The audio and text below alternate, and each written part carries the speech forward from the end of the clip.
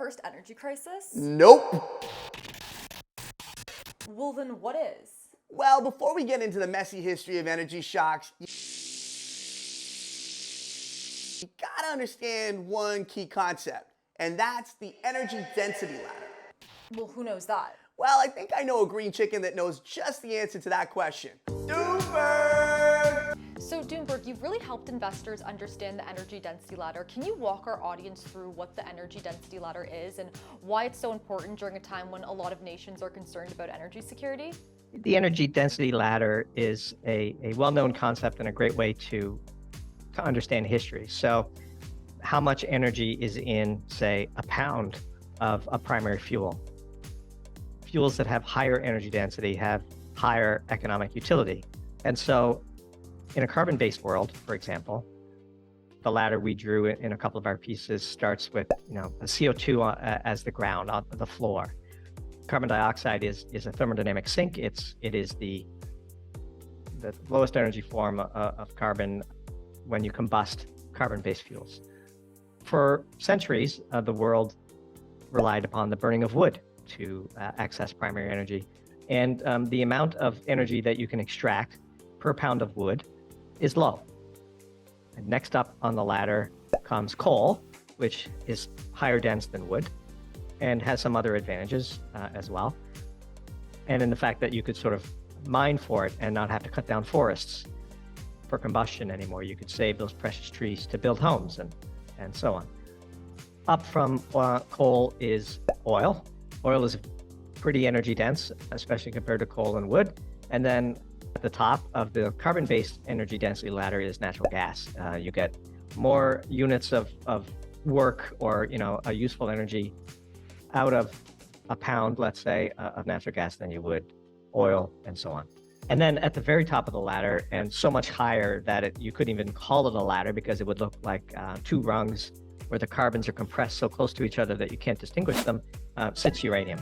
And uranium is so energy dense that, one pellet the size of a thumbnail has as much useful energy embedded in it than a ton of coal, if you can believe it. And so societies, when left to their own devices, naturally climb up this energy ladder and they rotate from low density fuels to higher density fuels, because in the hands of talented engineers, the higher the energy density of the fuel, the more use they can pull from it.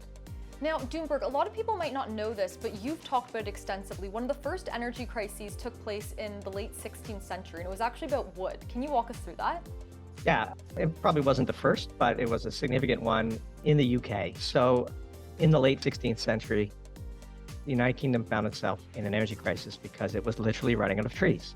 That energy crisis, surprise, surprise, sparked a bout of inflation, and that spread economic pain to all corners of their economy. And they discovered that they could convert to coal and that they had a lot of coal. And coal became the fuel of choice for many industries, that they discovered that, they could get a leg up competitively, especially on the international stage, by retooling their industry to run on coal over wood. And they did so. And in fact, they also retooled their Navy. And so if you want to know the truest sort of measure of the importance of energy density, just look at what militaries do. Wind-powered sailing vessels gave way to coal-powered sailing vessels. And if the Royal Navy had not done that, it would have lost what it perceived to be one of its most important aspects of its geopolitical strength. And so the retelling of that story was sort of an introduction to pointing out that we're actually going in the opposite direction in many aspects of society today. In Europe, because of the energy crisis, we're returning to coal and burning wood. And that's a sign of significant economic distress, in our view, since we're firm believers in the virtue of the energy density ladder. And just moving along the energy timeline here, one of the last supply-side oil crises was the 1970s oil embargo. Can you walk us through the history of that and if you're seeing any parallels to what's playing out today?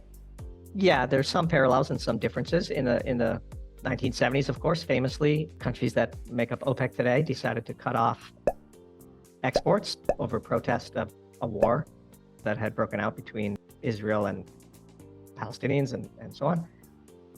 And so as a consequence of that, the US and the Western world suffered a sort of exogenic shock a lack of supply of primary energy. And when that happens, you get economic compression, you get inflationary pulses, you get social upheaval. And the 1970s were, in fact, in many ways, sort of a lost decade for the United States. And you could trace that back to the decision on the part of the Middle Eastern oil producers to use energy as a weapon, as one might say in today's vernacular, by expressing their disappointment in the West's support for Israel by cutting off a vital primary energy source like oil. Interesting. I just want to fast forward to the early 2000s, which is where we saw prices spike on the demand side, which I understand was driven by emerging markets. Can you tell us a bit about that? Yeah, so one of the statistics that we like to look at is the sort of total size of the global population of, quote, middle class. And massive countries like China and India were just waking up. And since energy is life, and we believe that everybody everywhere wants a better life, by definition, everybody everywhere wants to use more energy. And when you have literally, 3+ billion people in the BRIC countries, many of them sort of coming of age and aspiring to grow into middle class, there's an inflection point in the energy used per capita as a country's economy develops. And in the early 2000s, China in particular, and India as well, and Brazil, you start to see growth in the, quote, middle class globally. Then you see an increase in demand for oil. And then you see, because of the inelasticity of demand, massive price spikes like we saw back then. And how do all these different energy crises that are playing out through history compare to what we're seeing today? Difference between those crises, at least the one from the 1970s, let's say, is that we're attacking supply now. And the length of time it takes to get new supply online prohibits a quick and easy solution to this crisis. When you have a political decision to limit exports, such political decisions can be quickly resolved through geopolitical détente. There's no amount of geopolitical détente, absent perhaps peace breaking out between Russia and Ukraine, that we think will provide enough molecules in the short term to circumvent the shortages that are appearing. And there's no easy answers for that. The amount of time it takes to bring a new nuclear plant online or new oil and gas developments.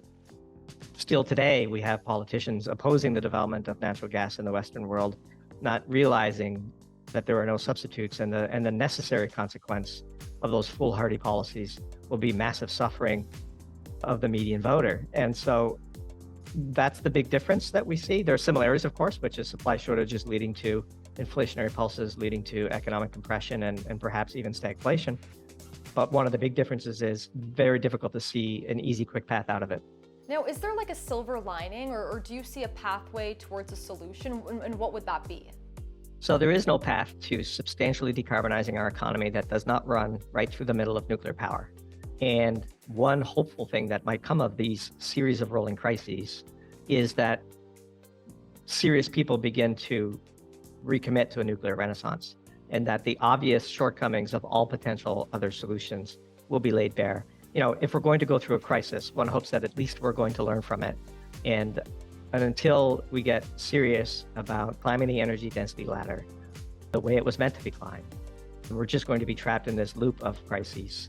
And so we hope that if anything positive comes out of the suffering that we see on the landscape, that on the other side of that, we recommit to the safe and effective use of nuclear power, because truly it is possible for humanity to flourish if we just get smart about it. And by the way, the solution requires no technical inventions. The nuclear waste canard is a fallacy. And all that really matters is that we have political will and the funding to do so. There is no technology needed to invent to enable humans to flourish on a massive scale. That's what we're hoping for. And we believe eventually that's what we'll have to end up.